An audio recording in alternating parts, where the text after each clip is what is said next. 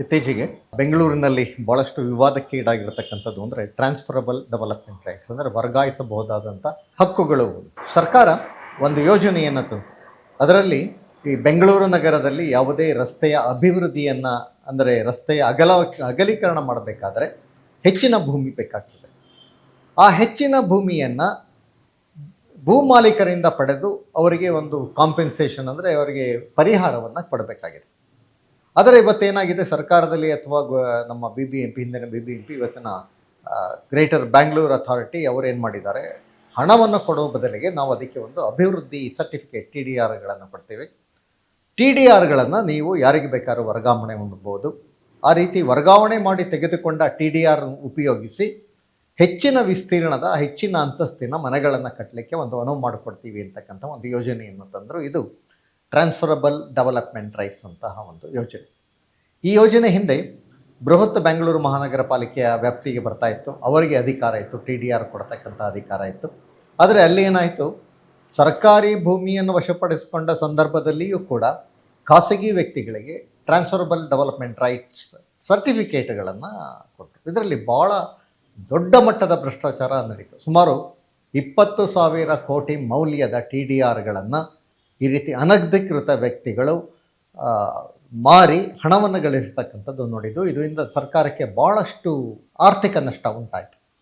ಒಂದೇ TDRನ ಹಲವಾರು ಕಟ್ಟಡಗಳಿಗೆ ಉಪಯೋಗಿಸಿರ್ತಕ್ಕಂಥ ಹಲವಾರು ವಂಚನೆಯ ಪ್ರಕರಣಗಳು ಕೂಡ ಬೆಳಕಿಗೆ ಬಂತು. ಇದರ ಬಗ್ಗೆ ಭಾಳಷ್ಟು ದೂರುಗಳು ಬಂದಾಗ ಸದನದಲ್ಲೂ ಇದರ ಬಗ್ಗೆ ಚರ್ಚೆ ಆಯಿತು.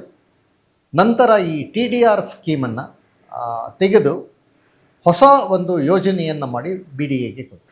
ಆದರೆ ಇವಾಗ ಮತ್ತೆ ಪ್ರೀಮಿಯರ್ ಡೆವಲಪ್ಮೆಂಟ್ ರೈಟ್ಸ್ TDR ಅಂತಕ್ಕಂಥ ಒಂದು ಹೊಸ ಯೋಜನೆಯನ್ನು ತಂದಿದ್ದಾರೆ. ಅದರಲ್ಲಿ 12 ಮೀಟರಿಂದ 18 ಮೀಟರ್ ರಸ್ತೆಗೆ 40% ಹೆಚ್ಚಿನ ವಿಸ್ತೀರ್ಣದ ಮನೆಗಳನ್ನು ಕಟ್ಟಲಿಕ್ಕೆ ಅವಕಾಶ ಮಾಡಿಕೊಡ್ತೇವೆ.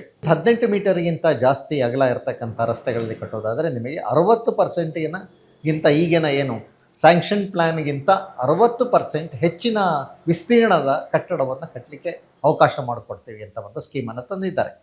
ಇದಲ್ಲದೆ ಈಗಾಗಲೇ ಅನಧಿಕೃತವಾಗಿ ಕಟ್ಟಿರ್ತಕ್ಕಂಥ ಅನಧಿಕೃತವಾಗಿ ಹೆಚ್ಚುವರಿ ಅಂತಸ್ತುಗಳನ್ನು ಹಾಕಿರುವ ಕಟ್ಟಡಗಳವರು ಕೂಡ ಈ ಟ್ರಾನ್ಸ್ಫರಬಲ್ ಡೆವಲಪ್ಮೆಂಟ್ ರೈಟ್ಸನ್ನು ಪಡೆದು ತಮ್ಮ ಅಕ್ರಮ ಕಟ್ಟಡವನ್ನು ಸಕ್ರಮ ಮಾಡ್ಕೋಬೋದು ಅಂತಕ್ಕಂಥ ಒಂದು ಯೋಜನೆಯನ್ನು ಇವಾಗ ಹಾಕಿದ್ದಾರೆ.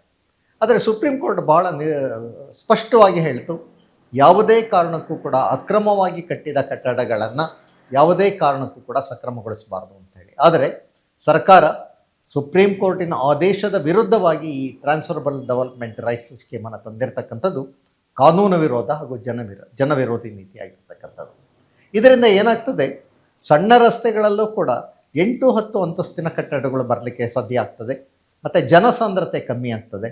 40, 60 ಅಥವಾ 50, 80 ವಿಸ್ತೀರ್ಣದ ಸೈಟಿನಲ್ಲಿ 20 ಮನೆಗಳನ್ನು ಕಟ್ಟತಕ್ಕಂಥ ಅವಕಾಶವನ್ನು ಮಾಡಿಕೊಟ್ಟಂಗಾಗ್ತದೆ. ಈಗಾಗಲೇ ಬೆಂಗಳೂರು ನಗರದಲ್ಲಿ ಇವತ್ತು ಟ್ರಾಫಿಕ್ ಸಮಸ್ಯೆ ಇರತಕ್ಕಂಥದ್ದು, ಪಾರ್ಕಿಂಗ್ ಸಮಸ್ಯೆ ಇದೆ, ನೀರಿನ ಸಮಸ್ಯೆ ಇದೆ, ಒಳಚರಂಡಿಯ ಹರಿವಿನ ಸಮಸ್ಯೆ ಇದೆ. ಈ ಪ್ರೀಮಿಯರ್ FAR ಉಪಯೋಗಿಸಿ ಇನ್ನೂ ಹೆಚ್ಚಿನ ವಿಸ್ತೀರ್ಣದ ಮನೆಗಳನ್ನು ಮಾಡಲಿಕ್ಕೆ ಅವಕಾಶ ಕೊಟ್ಟರೆ ಏನಾಗ್ತದೆ, ನೀರಿನ ಅಭಾವ, ಪಾರ್ಕಿಂಗ್ ಅಭಾವ, ಜನಸಾಂದ್ರತೆಯ ಹೆಚ್ಚಿಗೆ, ಹೀಗಾಗಿ ಹಲವಾರು ಸಾಮಾಜಿಕ ಸಮಸ್ಯೆಗಳು ಮತ್ತು ಪರಿಸರಕ್ಕೆ ಸಂಬಂಧಪಟ್ಟಂತಹ ಸಮಸ್ಯೆಗಳು ಉಲ್ಬಣ ಆಗ್ತದೆ. ಹೀಗಾಗಿ ಇದು ಮಾಡಿರ್ತಕ್ಕಂಥದ್ದು ಸಂಪೂರ್ಣ ತಪ್ಪು ಅಂತಕ್ಕಂಥದ್ದು ನಮ್ಮ ಒಂದು ಅನಿಸಿಕೆ.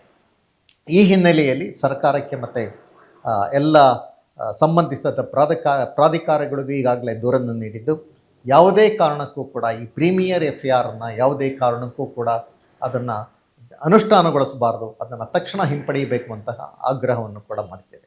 ಇದರಿಂದ ಏನಾಗಿದೆ, ಈಗ ಇನ್ನೊಂದು ಸಮಸ್ಯೆ ಆಗಿರ್ತಕ್ಕಂಥದ್ದು, ಹಿಂದೆ ಕೆಲವು ರೈತರು ತಮ್ಮ ಜಮೀನನ್ನು ವಶಪಡಿಸಿಕೊಂಡಾಗ ಅದಕ್ಕೆ ಡೆವಲಪ್ಮೆಂಟ್ ರೈಟ್ಸ್ TDRಗಳನ್ನು ತೆಗೆದುಕೊಂಡಿದ್ದಾರೆ.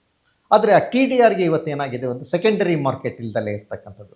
ಕೇವಲ ಮಾಫಿಯಾಗಳ ಕೈಯಲ್ಲಿ, ಕೆಲವೇ ಪ್ರಭಾವಿಶಾಲಿಗಳ ವ್ಯಕ್ತಿಯ ಕೈಯಲ್ಲಿ ಈ TDR ಮಾರುಕಟ್ಟೆ ಇವತ್ತು ಸಿಲಿಕೆ ಏನಾಗಿದೆ, ರೈತರು ಅವರ TDRನ್ನು ಮಾರಲಿಕ್ಕೆ ಹೋದರೆ ಅತಿ ಕಡಿಮೆ ಬೆಲೆಯಲ್ಲಿ ತೆಗೆದುಕೊಂಡು ಅವರಿಗೆ ಭಾಳಷ್ಟು ಆರ್ಥಿಕ ನಷ್ಟ ಉಂಟಾಗ್ತಾ ಇರತಕ್ಕಂಥದ್ದನ್ನು ನಾವು ನೋಡ್ತಾ ಇದ್ದೀವಿ. ಈ ಎಲ್ಲ ಹಿನ್ನೆಲೆಯಲ್ಲಿ ಈ ಟ್ರಾನ್ಸ್ಫರಬಲ್ ಡೆವಲಪ್ಮೆಂಟ್ ರೈಟ್ಸ್ ಇರತಕ್ಕಂಥ ಯೋಜನೆಯೇ ಕೂಡ ಜನವಿರೋಧಿ ನೀತಿ.